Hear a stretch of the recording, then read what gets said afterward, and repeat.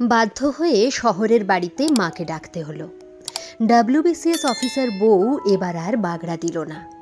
প্রয়োজনটা তার বেশি।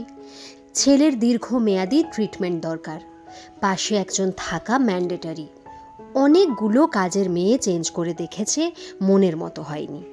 শেষমেশ যখন প্রস্তাবটা দিলাম তখন আর না করেনি মৌ।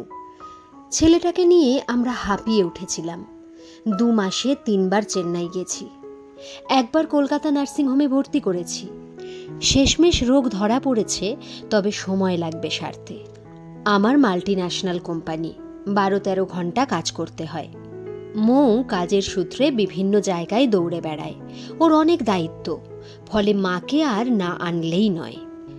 যদিও মৌ গ্রামের বাড়ির কাউকে প্রায় দেখতে পারে না।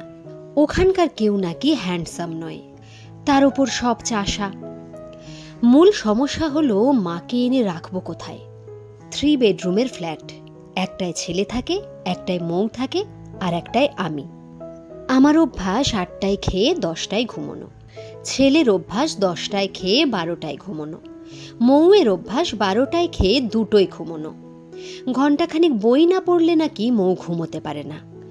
শরীর খারাপ হলেও ছেলে কারোর সঙ্গেই বেড শেয়ার করবে না, ঘরে কাউকে থাকতেও দেবে না। মৌয়ের ঘুমও ভালো না, মুখে কেমন এক প্রকার শব্দ করে। উত্তরে মাথা দিয়ে শুলে দক্ষিণে চলে যায় আপনা আপনি। বাকি রইলাম আমি। আমার ঘরে ছাড়া আর জায়গা কোথায়? মা বেটাকে এক ঘরেই থাকতে হবে। মাকে ডাইনিংয়ে রাখা শোভনীয় নয়, কিন্তু প্রবলেম অন্য জায়গায়।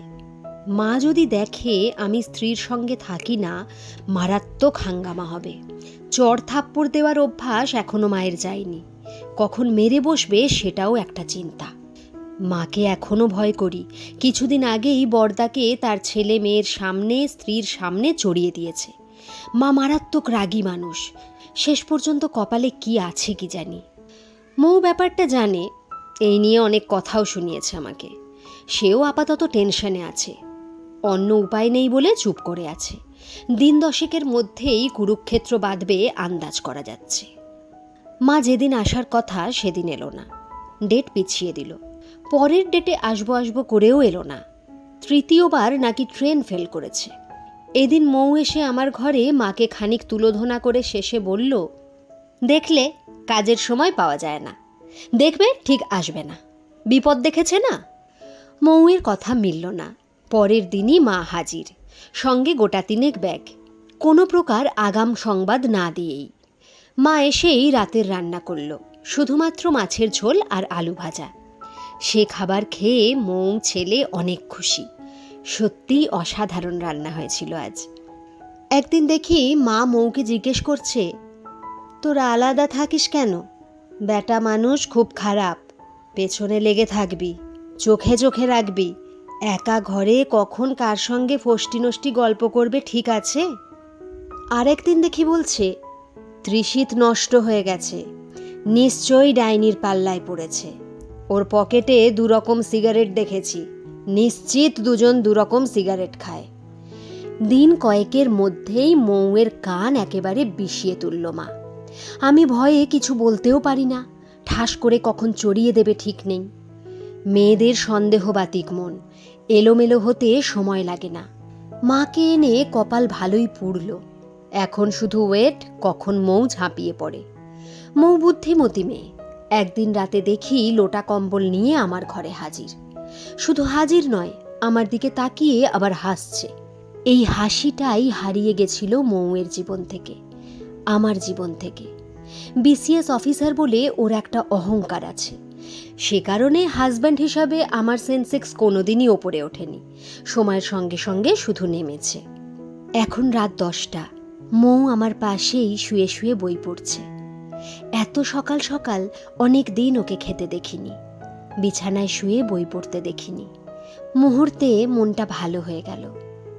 ঠিক এ সময়ে মা একটা বই হাতে এলো। একটু দাঁড়িয়ে থেকে একটু ভেবে মৌয়ের হাত থেকে ওর বইটা কেড়ে নিয়ে নিজেরটা দিয়ে বলল, শরৎচন্দ্রের দত্তা, পড়ে দেখ। কি আশ্চর্য কাণ্ড! মৌ বইটা পেয়ে এত খুশি হলো কল্পনার অতীত। অনেকক্ষণ শাশুড়ির দিকে তাকিয়ে থেকে আশ্চর্য হয়ে প্রশ্ন করল, আপনি বই পড়েন? মা এই প্রশ্নের কোনো উত্তর দিল না। একবার শুধু হাসল, পরক্ষণেই অত্যন্ত দৃঢ় কণ্ঠে বলল, এক বাড়িতে এক ছাদের তলায় 3 জনার 3টে ফ্যামিলি? মায়ের কথা শেষ হবার আগেই দেখি ছেলে হাজির, হাতে বালিশ। এসেই বলল, ঠাকুমা বলছে তোমাদের মাঝে শুলে অসুখ তাড়াতাড়ি সেরে যাবে, আমি এ ঘরে থাকবো। এতদিন তোমরা বলনি কেন? কি আশ্চর্য কাণ্ড! কত চেষ্টা করে আমি আমার ঘরে আনতে পারিনি ছেলেকে, মৌ নিজের কাছে নিতে পারেনি। আমার এত আনন্দ হলো যে চোখ দিয়ে ঝরঝর করে জল পড়তে লাগলো। কতদিন পর মনে হলো আমরা একটা ফ্যামিলি। অনেকক্ষণ হলো মা চলে গেছে অন্য ঘরে। ছেলে আমার বুকে মাথা দিয়ে শুয়ে। দেখি মৌ হাতের বইখানি পাশে রেখে চোখের জল মুছছে। তারপর হঠাৎই হাউ হাউ করে কাঁদতে কাঁদতে বলল, জানো, তোমার মা আর একটা মা রেখে গেল এ ঘরে, আর একটা মা। গল্পটা কেমন লাগলো একটা কমেন্ট করে কিন্তু অবশ্যই জানাবেন। আর যদি ভালো লেগে থাকে তাহলে প্লিজ একটা লাইক করে দেবেন। আর এই চ্যানেলে যারা নতুন তারা চ্যানেলটিকে সাবস্ক্রাইব করে আমাদের পাশে থাকবেন প্লিজ। ধন্যবাদ।